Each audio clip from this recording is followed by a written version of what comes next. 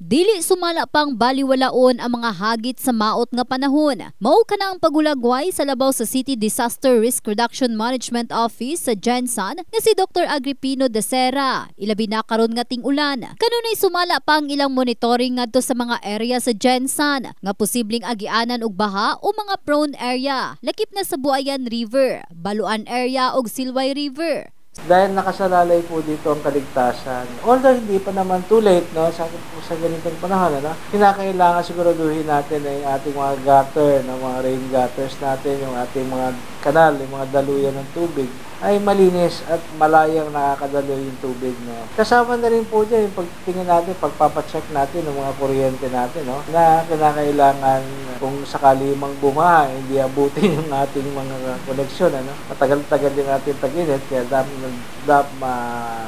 sana, no, nagkaroon tayo ng mahabang panahon para pagandaan yung pagdating ng pag-ulan. Importante sumala pa ang kanunay nga pagpangandam. Alayon sab sa National Disaster Resilience Month ning Hulyo. Gipahinumduman niini ang publiko sa kanunay pakig-alayon sa mga otoridad. Hinuon matud ni De Serra, well-equipped naman sumala pa ang ilang mga personahe sa mga angay himuon. Gawas niini ang ilang mga gamit sa pagresponde sa oras og wala pa ang katalagman. Ngayon, I could safely say na yung resources po natin tsaka yung ating equipage are enough.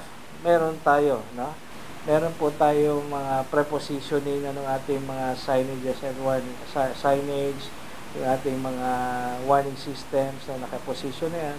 At yung ating pong mga ibang mga partners, no, like the Coast Guard, Navy, Air Force, Armed Forces, no? And then the barangays they have the resources. Then given time, pagka mayroon tayong pangangailangan talaga, no, to respond to an emergency or a disaster, we call on them. Gani karong panahon sa ting-ulan kanunay sumala pa ang pakikolaborate sa Department of Health Region 12 ngadto sa mga local government units sa pagmugna sa ilang mga kaugalingong disaster risk ug mitigation plan. Gawas niini ang pagkapacitate ngadto sa mga personel sa disaster preparedness sa mga angay nilang buhaton sa pagresponde sa oras sa katalagman. Taho sa personel sa nasangpit nga ahensya, andam sumala pa ang rehiyon sa oras sa mga health response. Our region is ready to address health emergency or disaster in this region, both at the regional as well as the local government unit, to facilitate response and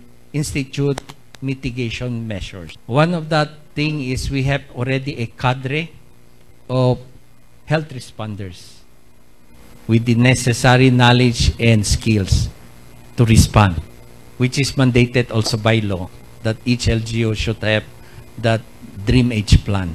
In the heart of changing lives, kini si Russell Jean Mantile, Brigada News.